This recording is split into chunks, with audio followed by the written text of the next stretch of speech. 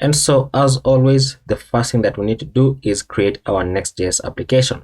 So this is VS Codium that is open right here. As you can see, it is empty and I have my terminal open.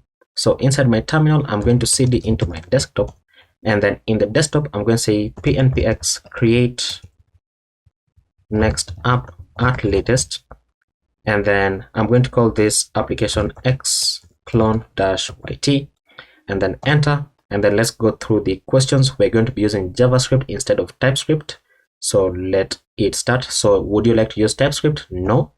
ESLint? Yes. Tailwind CSS? Yes. Source directory? No. And app router? Yes. And then TurboPack for dev? No.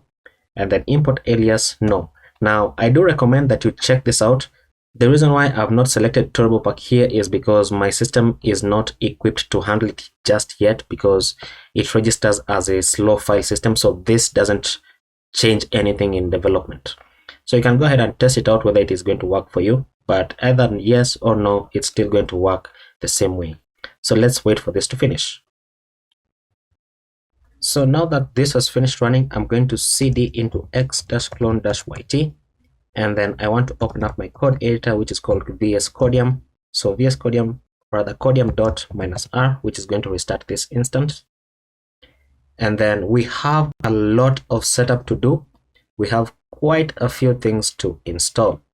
So first things first, I want to go ahead and install shadcn. So let's go into the shadcn website. So shadcn right here. And then let's say get started, and then we are on Next.js. So this is the command because I'm using pnpm, but you can choose your package manager right here. So I'm just going to copy this, paste it inside here, and then enter. And for the color here, I'm going to choose the best color as gray, because gray is a significant color that we're going to be using throughout the application. So gray. And what this will do is that it is going to update the app globals.css. So inside the app folder and then globals.css, it is going to update the colors inside here so that we can use the colors as well as the dark mode, as you can see that it has implemented. And then we can begin to install the applications the components that we're going to need. And we're going to need quite a few components. So I'm going to say pnpx shadcn add, and we want to add the avatar, the button, the card, the dialog, the drop down dash menu, the input, label, scroll dash area, and then the sonar for our toast component, and then the switch, and then tabs, and then text area. So these are all the components that you're going to need in this application. So it's better to just install all of them at once. Aside from that, there are a few other packages that we're going to need to install. So I can clear the terminal, and then I can go ahead and say pnpm. So I can say pnpm add, and I'm not going to install all the dependencies right now because there are other significant dependencies that I want to be able to install when we get to them, so that you're going to understand why we are using them. So for now, I want to go ahead and install next-themes, which is what we're going to be using to toggle the light mode and dark mode, even though that is something that is going to come towards the end of the application. However, we're going to be adding the dark mode and light mode classes as we're building the application. So next, we're going to install convex, which we are going to use as our backend. We're going to install datefns, which we're going to use to format our dates. And I think that should be it for now. So enter, and then let those install as well. And there we go. And since we're using convex, we need to go ahead and initialize convex in our application. So the way that we do that is by saying pnpx convex dev once we install convex. And once again, make sure that you're using the package manager of your choice. In this case, it is pnpm. And I think that is the last time that I'm going to be saying that in this video. So create new project, and the project name can remain to be this because I want to be able to find it once I'm done with the application so that I can delete it. And then I'm going to choose the cloud deployment. And you can see I have no more projects remaining, but that's okay. And what this will do is that it is going to create a .env local file if you don't have it just yet. And then it's going to add the cloud deployment and the convex URL inside the env file. So we can remove these comments, they are unnecessary, and then we can save that. And then once convex finishes running, you can see it says convex functions ready. Now that is what you always want to see. Now from this point forward, this terminal is always going to be open and it is always going to be running convex. So I'm going to add a second terminal here, and for this one I'm going to use it as my localhost terminal. So I'm just going to rename this using F2 and I'm going to call it localhost, and then I'm going to rename this first one to say convex, and then I'm going to add a third terminal which I'm going to rename to installs. Now anytime that we want to install anything in our application, we're going to be using the third terminal, and then the first terminal is running convex, and then the second terminal is going to be running our local development server. So let's go ahead and jump into convex, because there are a couple of things that we need to do in order to finish setting up convex. So you can go into the documentation right here, and then inside the documentation we need to navigate into Next.js because that is what we're using, and then you can change this to use JavaScript because we are building in JavaScript. Why isn't it showing the drop down properly? But anyway, it's still okay. So we have done this step, we have done this step, and we have also done this step. We don't need any sample data, so we can skip that, and we don't need this because we're not using any sample data. We can skip the functions for now because we're going to be creating the functions later, but we need to go ahead and copy this. So I'm going to copy this, and then inside our application, the way that I'm going to structure it is as follows. Because this is the convex provider, and we're going to be using two other providers inside our application. So the way that I'm going to structure it is I'm going to create a new file here called providers/convex client provider.jsx, like so, which is going to create the folder and then the file. So inside here, I'm going to go ahead and paste that in, and then you can go ahead and save that. The next provider that we need to have is called the theme provider.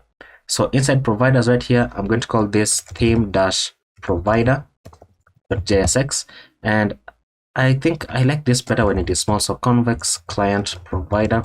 I've just renamed it to use small letters because that is what I used in my code base. So I just want to stick with that because the experience that I've had when recording videos is that anytime that you change something small that you did differently in your original code base, it breaks everything.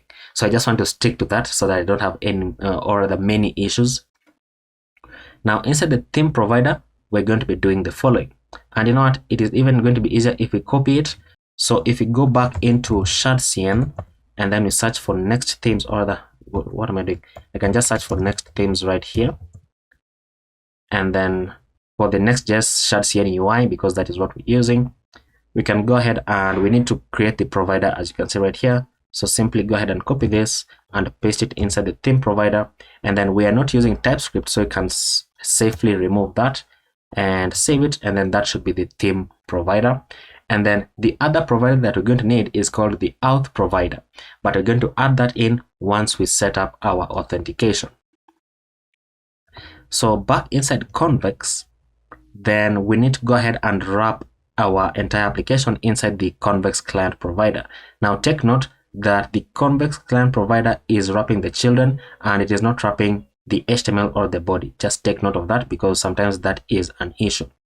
So inside our application and then inside the layout, which I'm going to rename into JSX, and then the page right here I'm also renaming into JSX. So inside the layout, I'm going to grab this and then wrap it inside the convex client provider. If it gives me the drop down, it is not giving. Okay, there we go. So what I've done there is control spacebar, it gives me the drop down, and then enter to auto import it, and it auto imports it at the top. And then inside here I can drop my entire application inside the children, and then I can rename the title here to something like X, and then formerly Twitter, and then the description can say X clone, something like that. X clone built in Next.js and convex. So save that, and then now it is safe to go ahead and start our terminal. So npm dev, notice that I'm now in my localhost where I'm starting the terminal. So let this open up, and let's open it up on localhost 3000. So localhost 3000, and there we go. So this is how our application looks like. And I just want to mention that if you run your development server before installing all of this, you'll notice that probably if you're on dark mode, then you'll get the dark mode version of the website. I'm also on dark mode, but I'm getting the light version because of what has happened to our globals.css right here. So it has updated all this. Now inside the globals.css, we need to go ahead and change a few things, because I also want to add the class that is going to apply when we're on dark mode. So what we're going to do is we're going to say that on dark mode, then we want bggray-900, bggray-900, and then on dark mode, we want the text to be white. So just by adding these few lines, then it is going to update our application as well to use dark mode classes. Has it updated? Okay, it has updated somewhere, but we are not able to see it just yet, because now we can go back into our page.jsx. We can test all of this out. So now inside our page.jsx, we can go ahead and remove all this. We can say RFC, and RFC is just coming from an extension that I have, which is going to be very beneficial for us, and it is called ES7 Plus React Redux React Native Snippets. So it allows me to do things like RFC to generate all this, so that I don't have to keep on typing this out every single time, because we have quite a lot of pages to build and we don't want to be repeating this every single time. So you can go ahead and install this. You don't have to use it, but I recommend that you do use it. Now we did not finish setting up our layout, so let's go back into our layout. And inside our layout, we need to go ahead and add in the theme provider. So the theme provider is going to be wrapping the convex client provider. So theme provider, and the theme provider, make sure that you are getting the one that is coming from your providers and then theme providers, because that is the one that we just created. And then we can close this. We can add in our convex client provider, but the theme provider is going to be taking in a couple of props. So it's going to be taking in an attribute prop, which we're going to set into class, so that the class names are the ones that are going to be determining the theme on the website. And then the default theme prop is going to be the system theme, so that it uses the theme that you have on your system, either light mode or dark mode.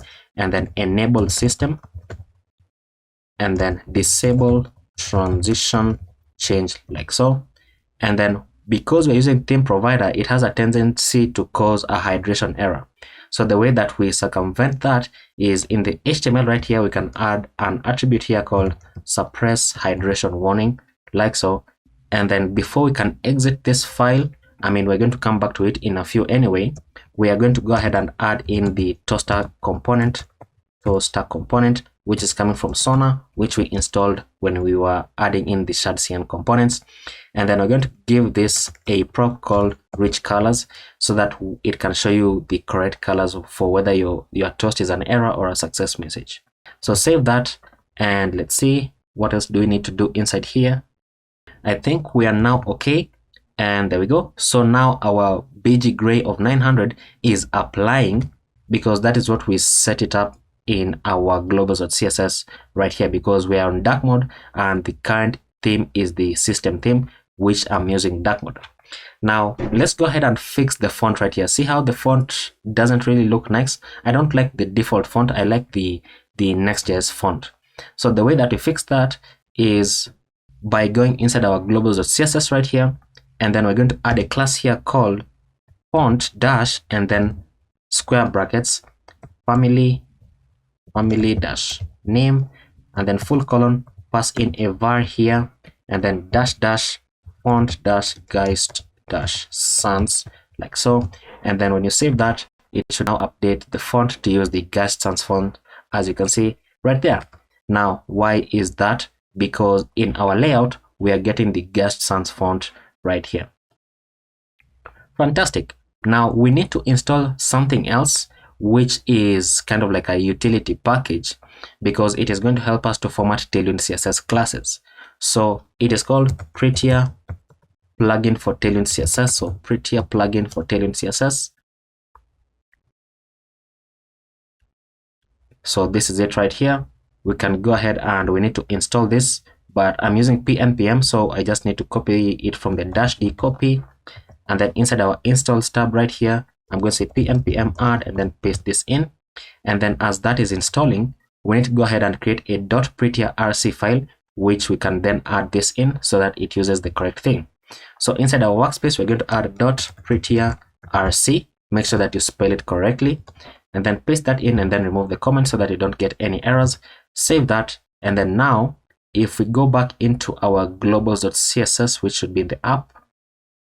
Now look at this. When I save it, look at how it formats the classes. See how it like rearranged the classes just a bit?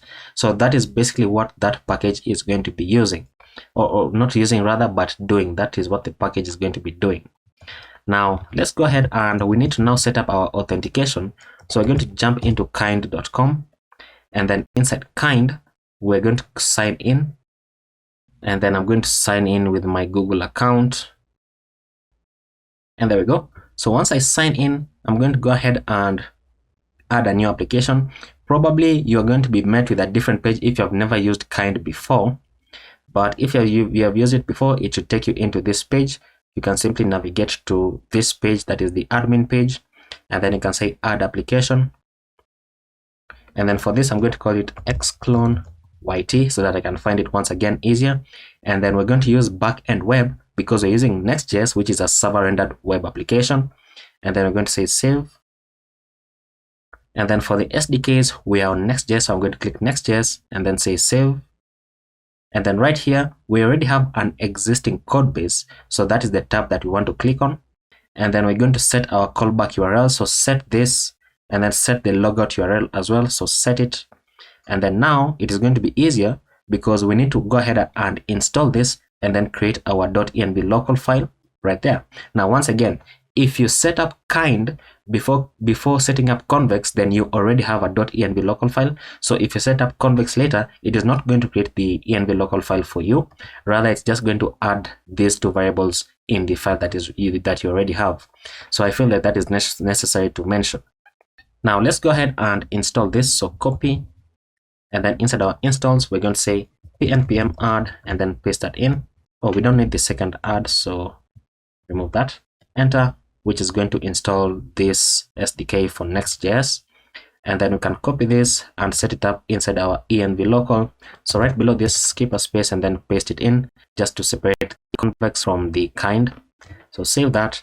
And the home page that we're going to be navigating to is not the dashboard, rather it is called home. So once we log in, so you can simply change that and then save it. And then what we need to do is we need to set up the kind route. So inside the app API auth kind auth route.js, we need to set this up. So you simply copy this, and then inside the app, create a new file, which is called API /auth/ and then square brackets kind auth, then /route.js. And this is an API route, so you can paste that in and then save that. And this route is necessary in order for kind to work. So if you don't have this route, then you're going to have problems. And then next, we can now go ahead and add our login link and then our register link, which are basically the buttons. But before we do that, let's go ahead and view Next.js docs, because what we need to do is we need to go ahead and find the kind provider. Where is it? Right here. So kind auth provider, we need to set the provider. So simply go ahead and copy this, and then inside the providers, that is somewhere here, we can create a new file called auth provider.jsx. Now naming them in small letters is just a preference. You don't have to do that. So we can paste that in, save that, and then inside the app and then the layout, now we can wrap the entire application. So starting from the theme provider, we can wrap this inside auth provider like so, and make sure that you import it on the top. So save that, and that should be the layout file complete. I don't think we're going to be jumping into this file anymore. So we can go ahead and save that, and then let's take a look at our application. Now we can save this and we can close this, and there we go. So we have the page right there.